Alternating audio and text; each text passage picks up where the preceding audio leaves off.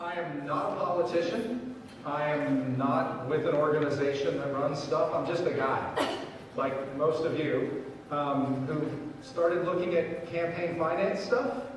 I started making pie charts, and I'm really excited because this is the biggest my pie charts are ever going to be is tonight. But I started digging into campaign finance. I started tracking statewide Senate and House races here in Texas, and I started charting them, and I built a website. It's ChrisTackettNow.com. Thanks for hanging out with me for about 15 minutes. I'm not going to talk about public education. My goal is to educate the public. So that's what I'm doing with my website. We're going to talk about campaigns and money just a little bit. So to make sure everybody's on the same page with this, let's talk about how money gets to campaigns and how it influences politics.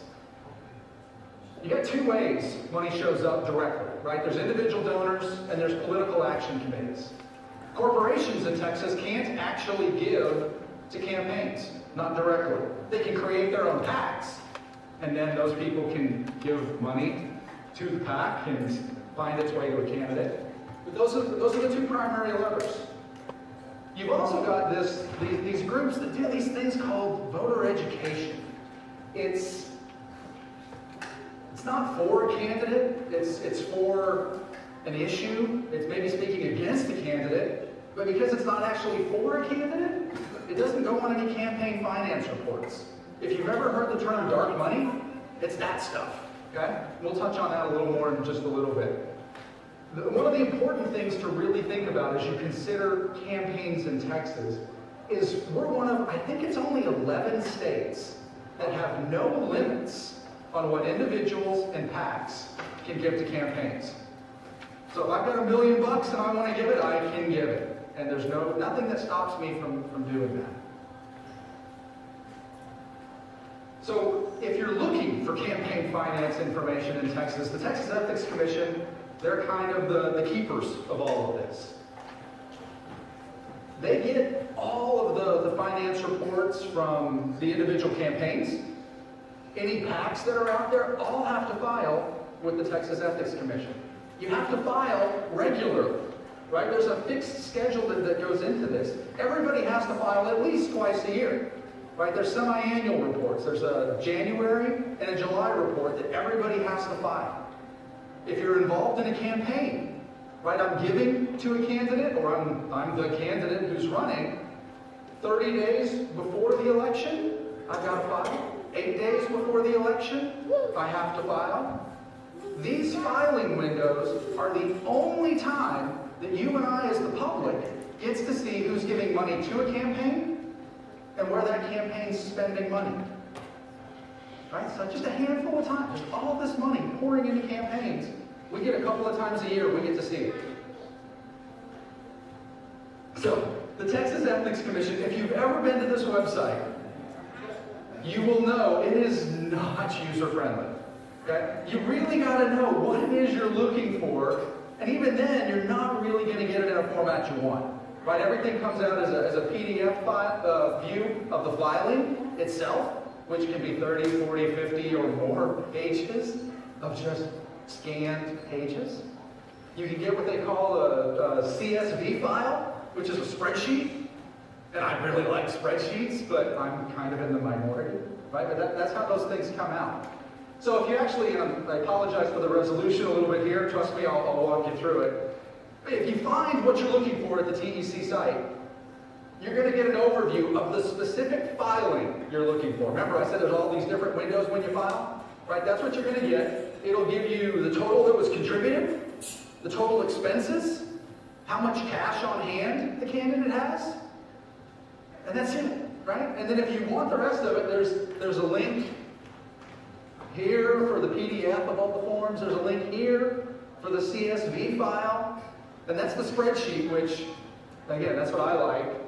But you can, again, imagine this is detail you can read. It's just line after line after line of all this data, all these fields going across. This is what I started to play with. And I started to find some things, and I told my wife about it, and I was like, oh my gosh, look at my spreadsheets, look at all this stuff. And she was like, Seriously? The eyes glazed over. It was not going to happen.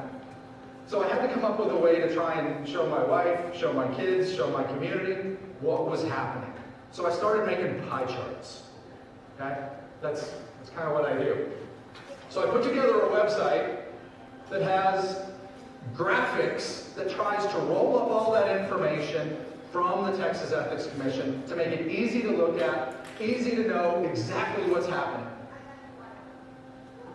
So what I've done for tonight's presentation is I've taken, this is a real screenshot from my website. This is a candidate who's running in Tarrant County. This is a candidate who's actually running in HD 92. Wait, Steve! It's not Steve though. It's Steve's opponent. Okay, so I'm going to use Jonathan Stickland, who was running in HD 92. He's my example that we're going to run through today.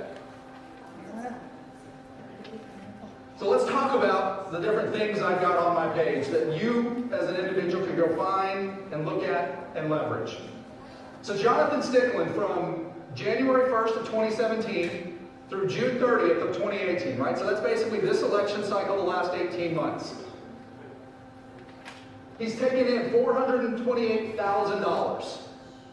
That's the top, right? And down below, there's 702 donors who've given him that money. And it averages $610 per donation. Right? That's what comes around the outside of the pie. I put all that together for you. And then in the middle, every single candidate pie chart has 10 slices. The first 9 slices are the top 9 donors. And their names all get listed over here on the side, tells you what color they are. For Mr. Stickland, his #1 donor is this big blue piece of pie. That's Empower Texans, and they gave $116,000. And again, even though you can't read the details, you can see that big blue slice of pie, and you know that's more than 25% of the money he's taken in over 18 months comes from one source. And the next one's Ferris Wilks at $75,000. And we'll talk a little bit more about that in a minute. Okay? Now, the 10th slice on every one of my candidate pie charts is everybody else, right? So I have 9 donors. So for Jonathan Stickland, 9 donors gave him 75% of his money. Remember, he had 702 donors. So 9 donors, 75% of the money. Just let that sink in just a little bit. Now, if you're that person who wants all the details, right? I want to know every single person who gave to a candidate and how much. That's what the middle of my page is for. That's where the list, and again, the projector doesn't give us quite the resolution we would hope for, but it gives you the top 20 is the default list that comes up for you right away.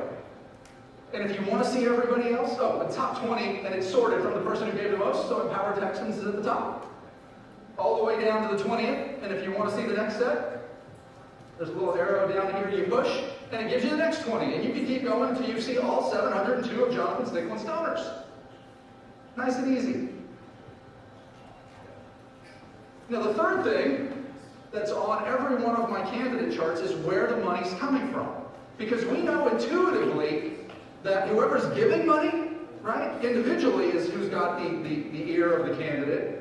But let's also understand where that money's coming from. What communities are actually supporting the candidate? You would hope it's people from inside your district, right? The people you're connecting with, helping make this a better place. So on these, again, I keep a standard format, right? The top of the chart is the top 10 cities show up, and you can see they get smaller as they go. The bottom on every one of these charts is about 5 slices instead of the 10 I have on the other one. The top 4 slices are the top 4 cities, so they match those exactly. And then the purple slice, the 5th one, is everybody else. Now, if we think about Jonathan Stickland, again, because this is his chart, HD 92, what primary cities? Hurst, Euless, and Bedford. But again, you guys can't read this, but I know what's on here, so I'll walk you through it. The big blue slice, that's Austin. Okay? And we've got Cisco. That's not your district, is it? No, that's Ferris Wilks. Ferris Wilks, oh yeah. And then Flower Mound. That's still not you? No, yeah. And so, and I think this one's Dallas. Dallas is this one. So we've got 4 slices, and we don't have anybody that's inside the district. And actually, 1, 2, 3, 4, 5, 6, 7, 8. This one right here, 8. That's Bedford. So out of his top 10, I got to get to the 8th city before I actually have contributions coming from in the district. Yeah. Let's keep going. Let's shift into a little bit of education again. A reminder, we talked about political action committees being the second way that people can give money directly to candidates. PACs are really just organizations put together by a corporation or a special interest to try and gather money together and really amplify a voice, right? Advocate for a candidate and advocate for a cause.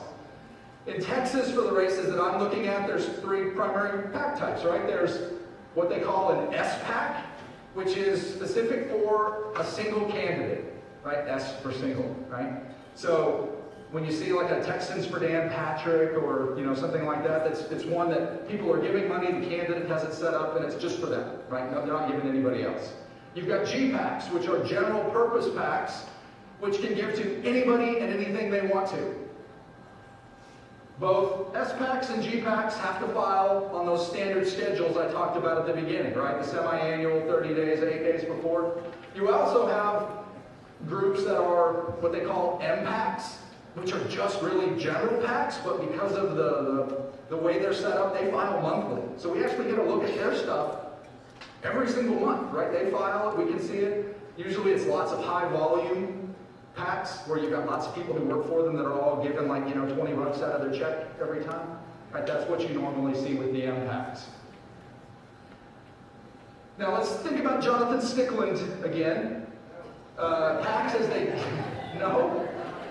give to candidates. If we look at his top 20 list, I've got Empower Texans PAC is his number 1. I've got the Texas Right to Life PAC is his number 12. I've got the Northeast Tarrant County Tea Party and the Texas Land and Title Association PAC. So he's got 4 PACs in his top 20. Now when I think about a PAC, and maybe this is, me, Don Quixote, tilting at windmills, right? The idea that a PAC should be lots of people who feel like, hey, my voice can matter a little more if we all give to a common thing and we all push for it, right? PACs aren't a bad thing. They're structured to give people the ability to, again, band together. I can make my voice louder if we all join together and advocate for the same thing, right? Lots and lots, thousands of Texans banding together to do something. That's grassroots, right? That's not a bad thing. But let's take a look at a couple of our big PACs that we've got out there right now. And that were the top 2 on Jonathan Stickland's list, right? Those top 2 PACs. Empower Texans is the first PAC we're going to touch on. Over the same 18-month period that we talked about originally, right, for Mr. Stickland, Empower Texans took in $4.6 million over the last 18 months. That came from 423 donors, giving an average of $11,000 per donation. Okay. It's a lot of money. Now, if the PAC charts are set up just like the candidate charts, where the top 9 donors are the first 9 slices and the pink slice, ooh, and this one is really, really small. That's everybody else who gave. So on this PAC, Empower Texans, 9 people gave over 95% of that $4.6 million. The big blue slice, right here, that's Tim Dunn, over $2 million.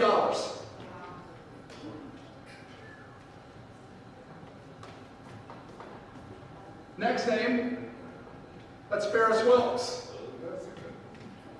You see the little theme here? Oh, and then the yellow slice here, that's his brother Dan Wilks. Okay? That's what's happening with Empower Texans. You talk about grassroots, right? A PAC should be grassroots. I got 423 total donors, and 9 of them gave over 95%. It's not grassroots. Let's look at the second PAC, the Texas Right to Life PAC. 18 months, right? They took in $2.9 million. And you're thinking, from the audience, you're thinking, I can't really read this, Chris. But I'm looking at the pack, and those slices look awfully similar. Are you sure you didn't use the same pack picture twice? I didn't, I promise. 2.9 million, 556 donors, giving an average of $5,277. The big blue slice, here, that's Ferris Wilks. $1.2 million. And then there's Dan Wilkes. He's got $625,000. And you're thinking to yourself, wait a minute, Chris, you keep bringing up Ferris Wilks. Didn't we just talk about Ferris Wilks? We did. He's on both of those charts. He said, wait a minute. I think there may be some other names that are familiar. Dan Wilkes is on both of these charts. Kyle Stallings is on both of these charts. Holloway Frost is on both of these charts. Tim Dodd is on both of these charts. Dick Salisbury and Darlene Pendry. Remember, I'm only talking about the top 9 donors to these 2 PACs. It's all the same people. Again, it's not very grassroots. Now, we dug in on the PACs, right? And this one's Empower Texans. And this one's Texas Right to Life, and this is Mr. Stickland back in the middle. Okay? And we talked about those donors, those PACs, right? We said they were high on his list, right? The 2 of his top 2 PACs. Well, there's Ferris Wilks, is his number 2 donor, who was also the number 2 donor here and the number 1 donor there. I got Kyle Stallings, is on all 3 of those charts. I got Darlene Pendry. I've got Dick Salisbury, right? 4 people who were the major donors in the top 9 for both Empower and Texas Right to Life are also in his top 9 donors. Wait a minute. This can't be right. So here's what's happening inside Texas politics. You have a handful of massive mega donors. Wilkes, Dunn, the people who play in that Empower space, and others, who are giving directly to a candidate. And then you have these PACs out there that sound like they're different things, right? They all have these very innocuous sounding names. Well, I want to empower Texans, right? Don't we want to be empowered? You're thinking this is good because you haven't actually dug into it. But then you realize those same mega donors who are giving to the candidate are giving to the PAC.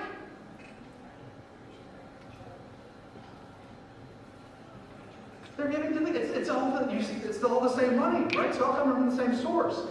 And then the candidate starts to send you that first mailer, right? And we've all lived through primary season. We felt the mailbox just starting to just cave in from all of those mailers showing up, right? But you got that first one, that introduction, this is who I am as a candidate. And then all of a sudden you start getting all these other mailers from all these PACs. They've endorsed this candidate and they're sending you out mailers. So now your mailbox is getting pretty full and you're thinking, wow, this candidate must be really popular, right? They got all these people behind them. But it's the same people. And then you've got these other groups out there that are educating the voters. Remember I talked about them at the beginning, the dark money people? Well, there's all these foundations. There's these groups out there that start sending stuff out to you. And they're advocating for candidates and advocating for issues. And you start to realize when you dig in on those groups, those people in the top, they're on the board for that group. Or they're giving money to that group. Who then starts to fill up your mailbox even further.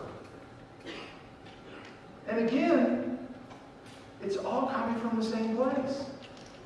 Now think about it, right? We're in Texas. I talked about, we're one of like 11 states that has no limit on what you can give as an individual, on what you can give as a PAC. So why do I need this to elect people? You have an answer, Steve? I do. To make it look like the campaign has broad-based support from multiple sources. Yes! Yes! Right? The idea that, hey, if I'm giving this guy $2 million and I'm just giving it directly, it's just a guy who gave $2 million. But if I've got all these different threads, sending things to my mailbox, putting things on my social media, having it shared all over the place, they've got these outside groups, this dark money who's advocating for others, right? Advocating for an issue that, hey, I'm not for.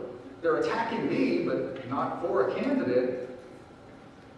All of a sudden, this is how they try and push people into office. And it's happening all over the state. It's happening all over the country, frankly.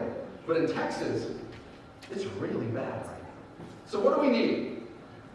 Oh, wait, I forgot one. There's even more. There's more mail that shows up. We actually have PACs who will reach out to the candidate and tell them, hey, we'd like to send out more stuff for you. But here's what it's going to cost. If you pay for it in total, we'll send more stuff out. And so the candidate says, okay, all right, chin-chin. And then the PAC sends you even more mail, right? And so you think this PAC really loves this candidate. But the candidates paying for their own press. They're taking the money from the big donors and giving it to the PAC to then push through even more stuff. So what do we need? We need people-powered candidates. And I think a lot of the folks who spoke tonight are people-powered candidates. With this, you have a donor who gives directly to the candidate. We're going to start from the same spot, right? Donor gives to the candidate. And then all of a sudden, you have a whole lot more individual donors who are giving directly to the candidate. These are small donations in most cases. These are people who are connected to that district, who live there, who are passionate about it, and they know this representative is going to represent me. I care about this place, my representative should care about this place. When you look at that where did the money come from chart, it should be inside your district. People-powered candidates get the money from in their district. It's not going to say that every single dollar is going to come from in the district, right? But that's where the majority should come from. People-powered candidates. Now, when that candidate's sending things out to you, the voter, you know this is somebody who cares about me, right? This is somebody that I may have given to. I was passionate about it. I gave him $20. Right? Again, little things matter. People-powered candidates, when you find one of these, support them. Tell other people about them. So, I just threw a lot of information at you. So what do you do with this now, right? Well, and how do you make a difference? Well, there's the Texas Ethics Commission, right? That's the mother lode. I told you it's hard to work with, but you know what? It's there. They're the first ones that have the information when those filings come out. If you can feel it, leverage it, use it. There's a site called opensecrets.org. It's actually really pretty good, right? It tracks races all across Texas, all across the country. So if you're interested in a race from somewhere else, leverage it, right? Go ahead and use it. If you're interested in those statewide races, Senate and House races, I've got a website for you, right? ChrisTackettNow.com.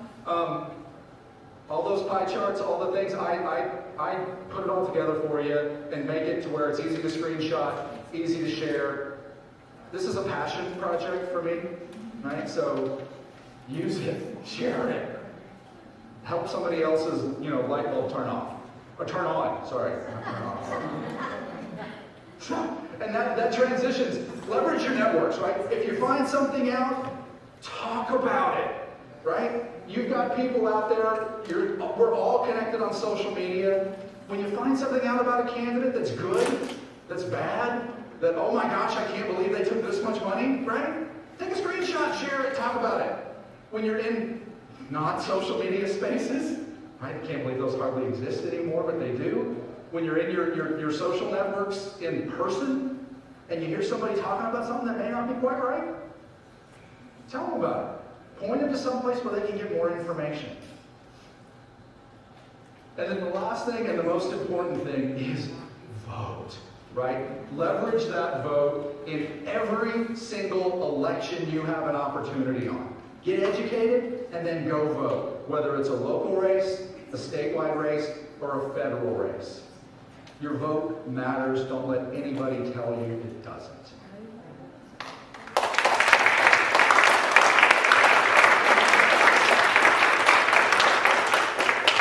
My name's Chris Tackett. I chart Texas politics. Please go out and make something great happen for Texas.